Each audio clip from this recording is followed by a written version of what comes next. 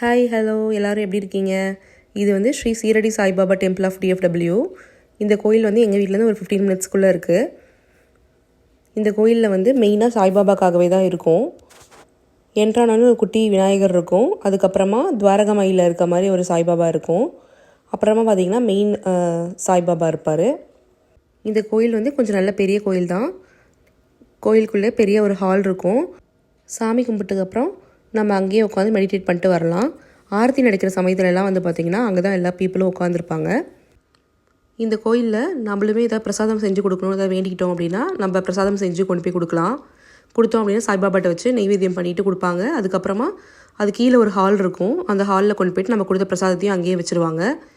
அப்புறமா அங்கே இருக்க பீப்புள் வந்து எல்லாம் போட்டு நமக்கு சர்வ் பண்ணிடுவாங்க.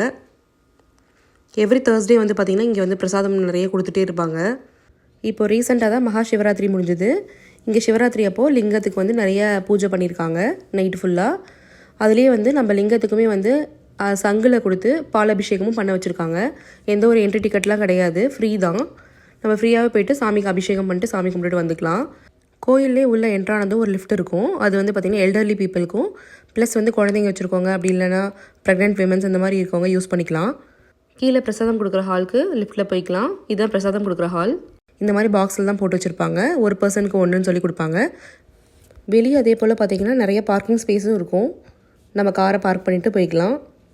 இந்த மாதிரி நிறைய வீடியோஸ் பார்க்குறதுக்கு சேனலை மறக்காமல் சப்ஸ்கிரைப் பண்ணிக்கோங்க. தேங்க்ஸ் ஃபார் வாட்சிங்.